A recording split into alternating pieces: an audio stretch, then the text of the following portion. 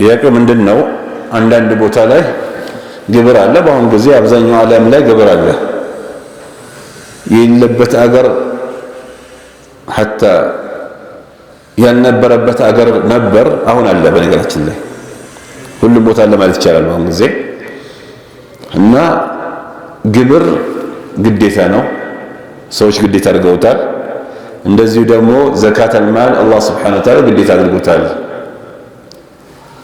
طبعا በዚህ ጊዜ አሁን ይሄ እንግዲህ ሰዎች ያመጡት ግብር ያ ነገር በግብር መልክ በመስሎ እስልምና አይፈቅድም። ጠቅለል ባለ ሁኔታ ከሰዎች ገንዘብ ያለ ሐቅ አይወሰድም።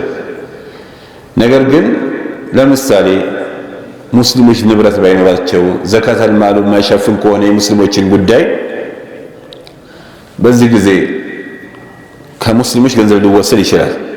ነገር ግን በግብር መልክ አይደለም ማለት ምንድነው? በግብር መልክ አይደለም ማለት ሊወሰድ የሚገባው ከሀብታሙ እንጂ ከደሃው አይደለም። ሊወሰድ የሚገባው አቅም ካለው ከሀብታሙ ይወሰዳል፣ ደሃው ግን አይወሰድበትም። በዚህ መልክ ያለውን ችግር ማሳለፍ ይቻላል። ነገር ግን ሆኖም ሁኔታችን ነባራዊ ሁኔታ ስናየውም ቦታ ግብር አለ። ግብሩን መክፈል ስላለበት ትከፍላለህ። ነገር ግን ዘካው አይቀርም በምንም ሁኔታ። እንደው ከዚህ ውጭ ብንሆን ለምሳሌ ተውና አሁን ግብር የሚለውን እንተውና አንዳንድ ቦታ ላይ ለምሳሌ ሽፍታ ቢኖርና ግዴታ ሽፍታ ማለት ነው ህጋዊ ወይም መሪ ምናምን ሳይሆን ሽፍታ ቢኖርና በግድ ከሰዎች የሚወስድ ቢሆን ዘካ ግዴታ አይሆንም አንልም። ሰዎች ላይ ግዴታ ዞሮ ዞሮ ዘካ ግዴታ ይሆናል። የና ይሄ መገናኘት የለበትም። ያ የሚወስደው ሰው በሐቅ ከሆነ ሐቅ ነው፣ ችግር የለም።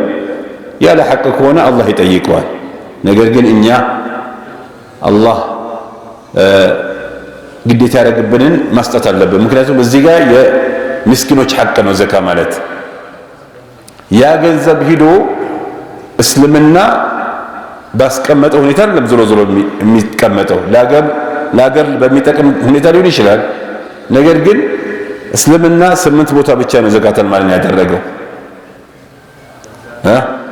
ከዛ ቦታ መውጣት የለበትም።